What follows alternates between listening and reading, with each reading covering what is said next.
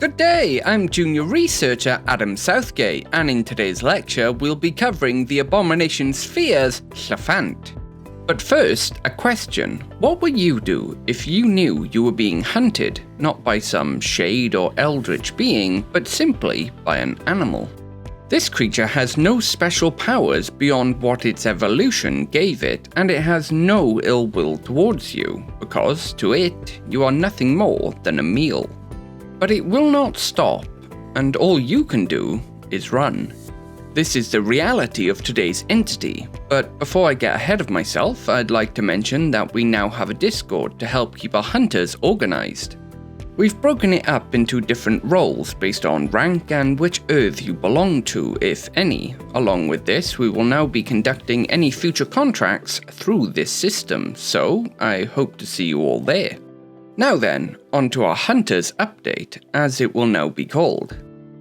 Firstly, the capture of a member of the Iron Cult after the unfortunate incident involving the mutilated man found wandering the Brecon Beacons. It was decided by the High Druid herself that we needed information on what the Iron Cult were planning after a series of bizarre incidents, all of which could be tracked back to them. A team was assembled to covertly capture and extract an Iron Cult member for interrogation at one of our Order offices. The team were given 3 possible locations to conduct this operation. These were an old mining pump house turned supply base, a typical scrap heap that had been turned into an Iron Cult compound, and more atypically a camp set up strangely for them in a woodland. The team decided on the pump house as it was being used as a supply base, it would be lightly staffed. Approaching under the cover of night, the team moved in on the large stone building. They reported the sounds of almost screaming as they drew near, however something was off in the sound. Creeping through the building's large double doors, the team was witness to rather a strange sight. The sound they had heard was not the screaming of a human, but rather of steel, put under so much strain that it glowed white hot and seemed to shriek as if alive. The team were not the only ones within the room, however. 2 others shared the large sweltering space with them, however both had lost their eyes. Seemingly deliberately cut from their skulls, each held their eyes within their own hands. The team began to approach slowly, wanting to grab the 2. However, quite suddenly, one of the 2 leapt onto the burning metal. The tortured scream exploded out once more, and the steel grew even brighter. The metal was well past the melting point, however, through some anomalous means maintained its shape, simply building the stored thermal energy within it. Not wanting whatever they were attempting to do to be finished, the team rushed forth, tackling the final Iron Cult member to the ground. He cried out in protest, but struggled futilely as he was moved from the building. We kept the metal under observation for the next 3 days as it slowly cooled. Our researchers theorized that with only a small amount of energy added to it, it would have exploded in devastating fashion, vaporizing the town around it. Our captured Iron Cult member continues to scream obscenities at any who attempt to converse with him. However, we are hoping that in a few days he will calm enough to talk civilly. Secondly, we've had some alarming news of reanimated corpses attempting to build an ominous-looking tower atop Drigan Fawr mountain within Powys. The construct appears made of quarried stone that the corpses themselves are unearthing and shaping. Our researchers have been poring through our collected archives for any mention of such a construct, however so far have come up empty. Some believe that it may simply be a necromancer's vanity project, a tall tower on which to look down on the land around them. However, others have doubts. We have seen necromancers construct other stone creations where they have bound entropic entities into each brick, turning what would simply be a building into a devastating weapon. However, again, this tower fits no before-seen pattern, hence the worry. Either way, the moving corpses are enough for us to intervene, as they are a present danger to civilians, and the tower itself is likely to draw attention. Our count of the animated cadavers is 30 in total, with each being rather strong but slow-moving. We suggest hacking weapons for this contract to remove the creature's limbs. Once this is done, they can be burned and our researchers can examine the tower. Those interested can apply for this bounty at their local order office, or you can contact me through the contract section of the Discord server. The Abomination sphere is a cornucopia of evolution in motion.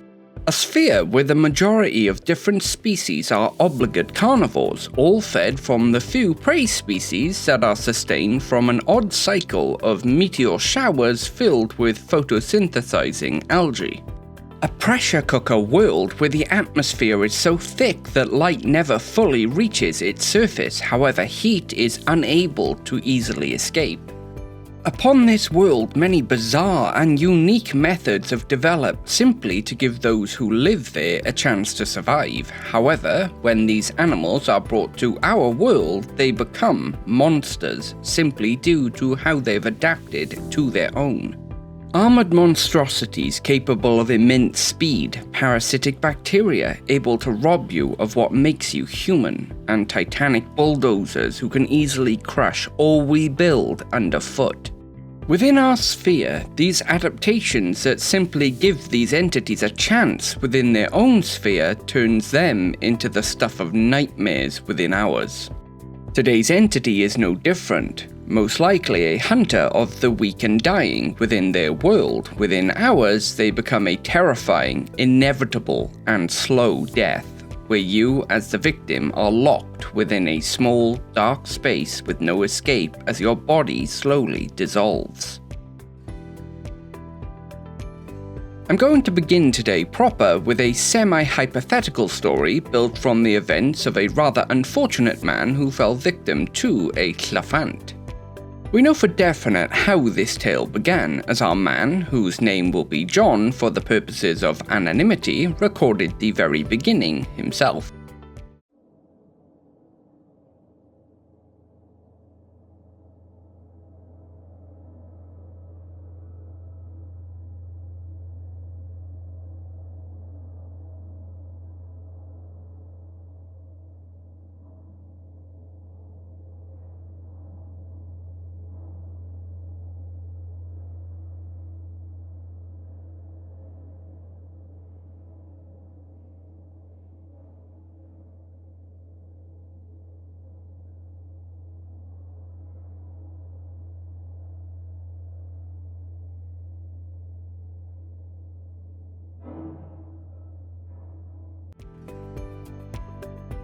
As you can hopefully see in the video, it was captured on an early 2000s phone, so apologies for the quality. John was walking home one evening when he spotted in the distance an odd shape moving across the opposite side of a field he was crossing.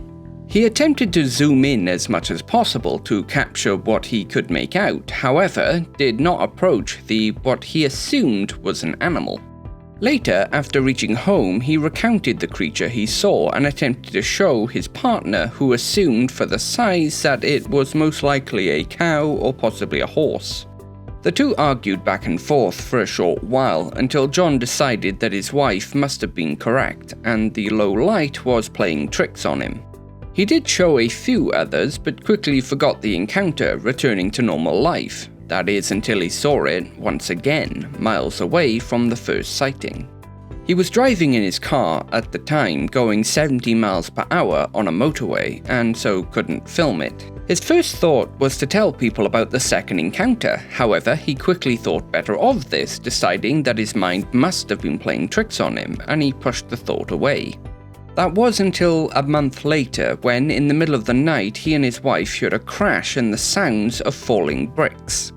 John quickly rose to investigate the sound while his wife remained where she was. After 20 minutes with no reply from John, his wife called the police. After their arrival, they found no sign of John, only a large hole in the side of their home. A Llyffant is a medium-sized abomination entity nicknamed by many as the Patient Killer. Standing at their highest point at around 6 feet tall and being almost as wide at the shoulders, the Llyffant is a marvel of adaptation. Its locomotion is powered by 2 hind legs, each capable of immense strength even when compared to the sphere's average. Its front limbs are rather a bit stranger. The upper parts of the front legs are filled with dense, highly pressurized muscle. However, and rather oddly, this seems to be mostly a vestigial trait. This is because running down after what would be the elbow, there is no flesh at all, simply dense, ever-growing bone pillars, whose growth is only kept in check by each step. Through examining the electrical charge in these muscles, we know that barely any strength is used in moving these front limbs. Instead, a Llyffant simply swings them forward like a pendulum, with the joint locking once the limb touches the ground. The mouth of the creature is a wonder in itself, and has led to the theory that the Llyffant is a close relative to the Bwystfil-bach, along with some other more substantial evidence. A large hollow within the head, opened and closed by powerful jaws. However, it does not use these to chew its prey. Instead, the mouth of a Llyffant acts as a stomach, the jaws sealing the mouth shut while the prey is digested alive. There are 2 other unique aspects to the mouth, however, they require examination. Firstly, the plates. The inside of the mouth is lined with small, overlapping Abomination chitin plates as to not allow the prey to do the creature damage while they are being digested. Secondly, the tongues, or arms depending on your perspective, able to retract and extend from 2 plate-covered pouches within the mouth. These organs have all the maneuverability of our own tongues. These are not used, however, in the same way, say, a frog's tongue is used, extending and sticking to prey. Instead, the 2 arms are able to grab, lift, and pull prey into the mouth with frightening speed, retracting to safety once the prey is sealed within. The digestion of the prey will typically take a week to complete, bones being the last thing to dissolve. However, unlike the Bwystfil-bach, the Llyffant will eject these bones early if in an environment where food is plentiful. For the victims, it is an understandably harrowing experience sealed within the dark. However, what makes it more insidious is that mixed with the digestive acids is also a potent local anesthetic. The victims, due to this chemical, may be completely unaware of their dissolving body until their limbs stop responding to their commands due to their muscles having been eaten away. The large hump on a Llyffant's back is actually a highly sensitive auditory organ, giving them the ability to hear sounds over 100 miles away. Now, you may think that this would overwhelm the creature, making it useless. However, their secondary brain is completely dedicated to processing this information, only relaying what is pertinent. The actual structure of the organ is also very robust, making damaging it very difficult to achieve. Covering the bodies of the Llyffant is, as with all Abomination entities, thick chitin. However, they take it to the extreme. Most Abomination entities shed older plates as new ones grow in, the blood flowing to these plates giving them their red hue. The Llyffant does not do this. Instead, new plates are fused with the old ones, increasing the thickness as time passes. A Llyffant's plates are so thick that the usual lightweight quality is lost. However, the trade-off is that it would take an armor-piercing tank shell to break through them. The only exception to this is the mouth, as the plates must slide easily over each other. But how does all these adaptations affect the Llyffant practically? Or how do they hunt? Well, as you should remember, the large auditory organ is capable of hearing within a radius of 100 miles, and our example John, after he first saw a Llyffant, saw it again, before he eventually vanished. The trick is that a Llyffant chooses prey and then tracks them, via the sound of their heartbeat. With their auditory organ and secondary brain, they can tune out all other sound apart from the heartbeat they're following, and can then slowly advance towards it with relentless determination.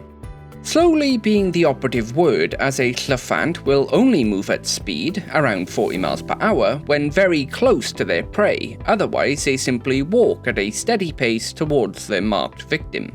They endeavour to do this in the straightest line possible, as they are capable, due to their immense strength, of simply pushing their way through most obstacles, as with John's wall in the example.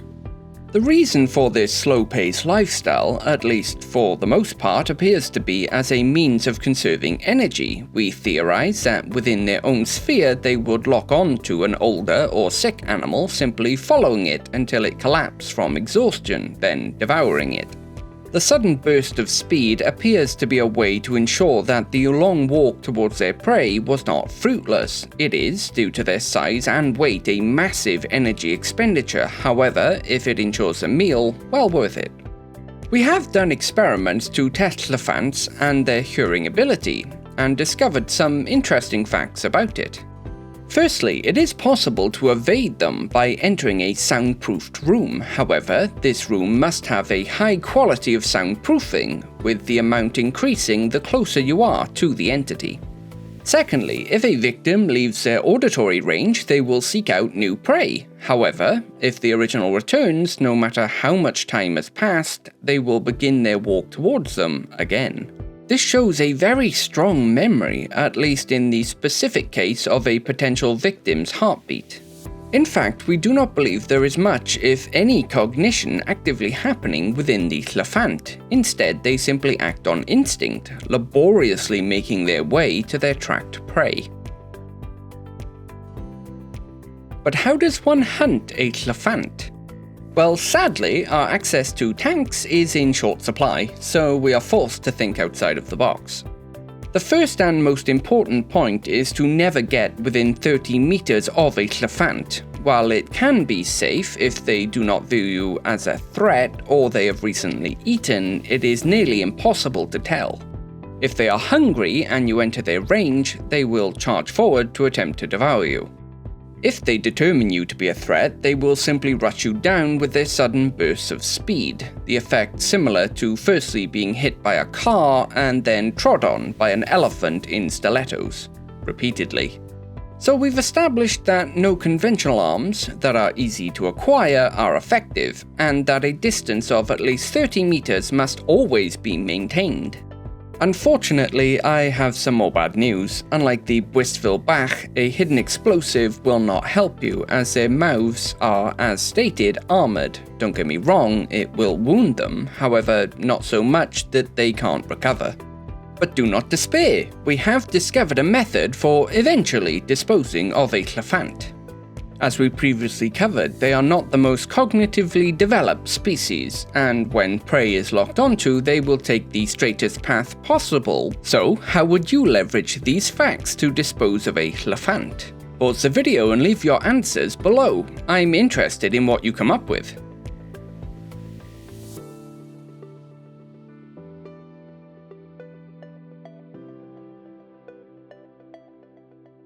So then, the orders method is so simple that it most likely isn't immediately obvious unless you looked at the small animation. Simply put, dig a hole. By working out who or what the Llyffant is locked onto, and then using a map tracking the most likely route, you can get ahead of the creature's path, where you can dig a hole straight down. But please remember to bring a ladder when you do this. You'll need to cover this hole once it's at least 7 feet deep. We suggest a large rug, then nail the corners into the earth so that it simply doesn't fall in. You'll then want to cover this rug with a thin layer of dirt, leaves, and other detritus. Covering the hole is essential, as although the Llyffant aren't exactly smart, they can tell when a hole is present and walk around it. Once the trap is triggered, the creature will fall to the bottom of the pit and will be unable to climb out, eventually after roughly 5 to 6 months, starving to death. The Llyffant as a species demonstrates the remarkable versatility of life within the Abomination sphere. It shows the extensive adaptations to the extreme environment they live in. the relatively underdeveloped primary brain, the front legs, which bear the brunt of the creature's weight using a pendulum system rather than muscles to move, the slow pace in which they live their lives the majority of the time, and the heavy plate so that they are not hunted as they move along. All these adaptations allow a rather large and heavy creature to exist on rather a sparse and infrequent diet. It is the equivalent to a carnivorous sloth, something that most would think impossible given the energy requirements for predatory behavior, and yet the Llyffant make it work. But that will be all for today. Please like, comment and subscribe. With Arthur's might and Merlin's wisdom, thank you.